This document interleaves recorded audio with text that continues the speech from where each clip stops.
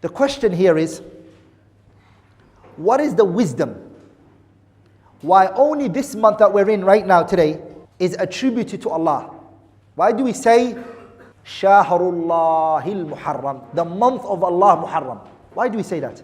Why don't we say Shahrullahi Ramadan? Why is this the only month that Allah attributed to Himself? He ascribed it to Himself and not any other month. Inshallah ta'ala, today's lecture I want to speak about some rulings and benefits in this noble month that we are in, Shahrullahil Muharram. This month is a great blessed month, and it's the first month of the Islamic calendar, and it is one of the 4 months that are sacred to us as Muslims. Allah subhanahu wa ta'ala, He tells us that the months in the year are 12. Inna iddat ash-shuhuri inda Allahi 12 shahra. There are 12 months in the year, and Allah says minha arba'atun hurum. There are 4 sacred months in the year. So within those 12 months, there are 4 months which we call them Ashhurul Hurum. We call them Ashhurul Hurum. The ayah didn't state what are those 4 months, but the Sunnah came and explained it. The Sunnah, it came and explained what are those 4 months. The Messenger said, "Inna az-zamana qad istadaraka kahayatihi," that the time has spinned back to its original form. The Prophet ﷺ said in this hadith, "Inna az-zamana qad istahdarak," that time has been brought back to its original form. Everything is now correct. When Islam came, it corrected the time. Then the Prophet ﷺ, he said, "As-sanatu 12 shahran." There are 12 months in the year. Minha arba'atun hurum. There are 4 sacred months. Now look at the Sunnah is going to explain to us what are these 4 months. Thalathatun mutawaliyat. 3 of those months from the 4, 3 are consecutive. They are one after the other. They are what? Consecutive. What are they? Dhul Qa'dah, Dhul Hijjah, and Muharram. They're next to each other. And then the Messenger sallallahu alayhi wasallam. So the first one is Dhul Qa'dah, Dhul Hijjah, and Muharram. They're together. Thalathatun mutawaliyat. Then the Prophet sallallahu alayhi wasallam, he said, وَرَجَبُ مُضَرٍ. And Rajab is alone. But the Prophet attributed and he ascribed Rajab to a particular tribe. Who are they? Mudar. Mudar is a qabila, it's a tribe from the Arab tribes. They used to respect this month. They used to venerate it. They used to look after this month. So the ayah told us there are 4 sacred months, and the hadith told us what those 4 months are. Let's go back to the ayah. Allah says, فَلَا تَظْلِمُوا فِيهِنَّ أَنفُسَكُمْ. What does it mean, فَلَا تَظْلِمُوا فِيهِنَّ أَنفُسَكُمْ? فَلَا تَظْلِمُوا فِيهِنَّ أَنفُسَكُمْ. Al-Imam al-Qurtubi, the great mufassir, scholar of tafsir, Abu Abdullah al-Qurtubi, he said in his tafsir book, he says, فَلَا تَظْلِمُوا فِيهِنَّ أَنفُسَكُمْ. Do not transgress on one another. What it means is, خص الله تعالى 4 الأشهر بالذكر ونهى عن الظلم فيها تشريفا لها وإن كان منهيا عنه في كل زمان. These 4 months, the transgression is made more serious. You are not allowed to transgress on anyone. You are not allowed to oppress anyone. And in these 4 months that we just mentioned, Dhul Qa'dah, Dhul Hijjah, Muharram, and Rajab, those 4 months you can't oppress anybody. It's more serious. And you're not allowed to oppress yourself. What does it mean you don't oppress yourself? It means that you stay away from sinning, because the sin is an oppression of yourself. ولذلك Abdullah ibn Abbas and Ata and others, they said the sins that are done in these 4 months, are greater than the sins that are done in any other month. Oh, pay attention to this. The sins that a person does in Ashhurul Hurum is greater than the sins that are done in any other time of the year. The question here is, what is the wisdom why only this month that we're in right now today is attributed to Allah? Why do we say Shahrul Muharram, the month of Allah Muharram? Why do we say that? Why don't we say Shahrul Ramadan? Why is this the only month that Allah attributed to Himself? He ascribed it to Himself and not any other month. The scholars, they mention, number 1, the virtue of this month is great. But that still doesn't answer the question. Why? Because Ramadan is also a noble month. And Ramadan is a virtuous month. Rather, Ramadan is better than Muharram. So why is Muharram attributed to Allah but not Ramadan? Suyuti mentions the reason why only this month of Muharram is attributed to Allah and not any other month, including Ramadan, is because Muharram is the only month that Islam gave it that name and not any other month. Ramadan, before Islam, it was called Ramadan. All of the other months, they had their names before Islam, and Islam used those names. Like in this month Muharram, Islam gave it that name.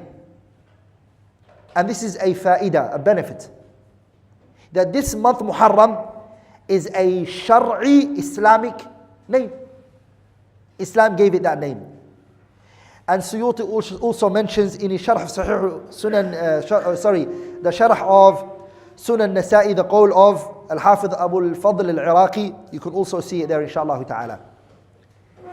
I now want to move on to another point, which is the virtue in increasing in fasting this month. Abu Hurairah narrated from the Prophet sallallahu alaihi wasallam, and this hadith is found in Sahih Muslim, that Abu Hurairah said, أفضل الصيام, the best fasting, بعد Ramadan, after the month of Ramadan. أفضل الصيام, the best fasting, بعد Ramadan, after Ramadan, is what? Is the fasting of what? Shahrullah al-Muharram. The best fasting after Ramadan is this month of Shahrullah al-Muharram. The Prophet said this. So each and every one of us should try to fast. The scholars, they differed between themselves. They differed. Should the person fast the whole month, or should he fast the majority of the month? The reason why they differed is because of the hadith of Aisha radiallahu ta'ala anha, where she said that the Messenger sallallahu alayhi wasallam, he never fasted a complete month in its totality except Ramadan. And the next month that he would fast a lot of it was Sha'ban. So it shows that the Messenger sallallahu alaihi wasallam did not fast all of Ramadan, all of Muharram, and that he fasted the majority of it. If this month is that virtuous and it's that great, what is the real significance of this virtue? I mean, where does this virtue stem from? What is actually giving it this virtue? The scholars, they said, is a particular day within it that gives it this virtue. In this month of Muharram, there's a day called Yawm Ashura, the day of Ashura. It's in this month, and it's on the 10th of Muharram. What is Yawm Ashura? Yawm Ashura, as Ibn Abbas mentioned, he said that أن النبي صلى الله عليه وسلم لما قدم المدينة, when the messenger came to the city of Medina. So this is called the Mursal al-Sahabi, because Ibn Abbas was very young to know when the Prophet came to Medina. He was only 3 years old. So Ibn Abbas must have heard it from another companion. So Abdullah ibn Abbas, he said, when the messenger came to Medina, وَجَدَهُمْ يَصُومُونَ. Who was in Medina? 3 tribes from the Jews. 3 tribes of the Jews lived in Medina. Banu Nadir, Banu Qaynuqa', and Banu Nadir, Banu Qaynuqa', and what? Banu Qurayza. These were the 3 tribes of the Jews that lived in what? That reside in Medina. So when the Messenger sallallahu alaihi wasallam came, one of the early things that he did was, he first of all done a contract with them. Second thing that he did was, he saw things from them, salawatullahi wa salamu alayhi. And from the things that he saw from them was that they were fasting on the 10th of Muharram. This particular day, they were fasting. So the Messenger sallallahu alayhi wa sallam, he asked about this. And he said to them, what is it that I see you fasting in this particular day? And they said to the Prophet, هَذَا يَوْمٌ عَظِيمٌ. This is a great day, Muhammad. وَهُوَ يَوْمٌ, it's a day, نَجَّى اللَّهُ فِيهِ مُوسَى. Allah saved Musa وَأَغْرَقَ فِرْعَوْنَ. And Allah drowned Fir'aun in the ocean. It's the day Allah saved Nabiullah Musa. So when they said that, Nabiullah Muhammad said, أَنَا أَوْلَى مِن مُوسَى مِنْكُمْ. أَنَا أَوْلَى بِمُوسَى مِنْكُمْ. Musa is more closer to me than you. It's more befitting that we the Muslims fast on this day than you all. فَصَامَهُ, the Prophet fasted it. وَأَمَرَ بِصِيَامِهِ, and he commanded the companions to fast it. And this, the scholars, they say, was the time when the fasting of Ashura was wajib. That was abrogated later. Ashura was obligatory to be fasted at a particular time. You had to fast it. And then after that, what happened? It became what? Highly recommended. The obligation doesn't no longer stand. Why? Because Ramadan came. Ramadan came after Ashura. So Ramadan became obligatory and Ashura became highly recommended. And that a person should fast it. The Prophet used to make sure he looked after this particular day. Abdullah ibn Abbas, he said in Hadith Sahih Muslim, he said, مَا رَأَيْتُ النَّبِيَّ صَلَّى اللَّهُ عَلَيْهِ وَسَلَّمَ.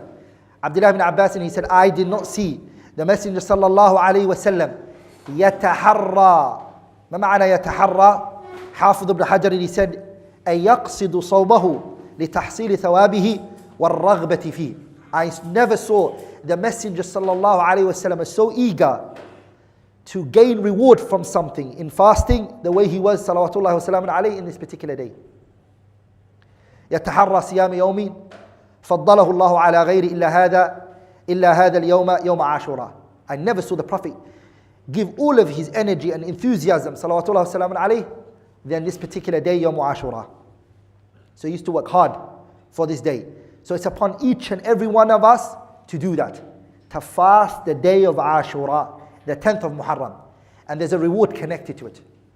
The reward that is connected to it is found in Sahih Muslim that the Prophet ﷺ, he said, وَصِيَامُهُ, and the fasting, وَصِيَامُ يَوْمُ عَاشُورَا, the fasting of Ashura, أَحْتَسِبُ. The Prophet said, I hope, على الله, from Allah, أن يكفر سنة التي قبله. I hope from Allah that He will forgive us for the sins that we done our last year. The Prophet sallallahu alaihi wasallam, he never only used to fast Yawm Ashura, or he wished more like to fast a day other than Ashura. He wished salawatullahi wasalamu alayhi to fast a day other than Ashura with it. Abdullah ibn Abbas radiallahu ta'ala anhuma, he said, قال رسول الله صلى الله عليه وسلم, the messenger said, لَإِن بَقِيتُ, if I remain, meaning if Allah gives me a life to live longer, إِلَىٰ قَابِلٍ, if I live for another year, لَأَصُومَنَّ التَّاسِعَ, I will fast the 9th.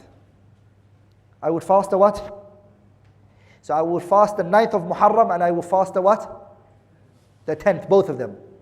So it is highly recommended to fast the 9th and the 10th. Here the scholars, they are asked, what is the hikmah, the wisdom of fasting on the 9th? What's the hikmah?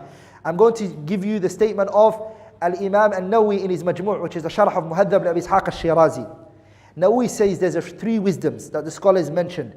Why one should fast, and why it's recommended to fast on the 9th. The first reason they said, it is mukhalafatul Yahud, to go against the Jews. Because the Prophet wanted to fast on the 10th, and the Jews were fasting on the 10th, he didn't want to follow them. So how did he change it? He fasted 2 days. The second wisdom that the scholars mention is, the same way that you're not allowed to fast on Monday by itself, you're not allowed to fast on Ashura by itself. You have to fast a day with it. Friday, can you fast by itself? No. You either have to fast a day before it or a day after it. So the second qawl is that to fast on the day of Ashura, you have to do a day before it or after it. You can't do it by itself. That's the second view. Now we mentioned, some scholars took that view, such as Imam Al-Khattabi in his Sharh Sunan Abi Dawud. The third view is al-ihtiyat. The reason why you're fasting on the 9th is because what could have happened is wuqu'u ghalat. A mistake could have occurred by the sighting of the moon. The sighting of the moon might be wrong, and so you might miss the day of Ashura. So to be on the safe side, if you fast a day before it, what will happen? You'll most likely catch it either on the 10th or a night before it on the 9th. You will get hold of it. So to be on the safe side. Those are the three wisdoms why the scholars rahimahumullah mentioned. Anything which I have said that was wrong and incorrect is from me, shaitan, and Allah and His Messenger are free from it.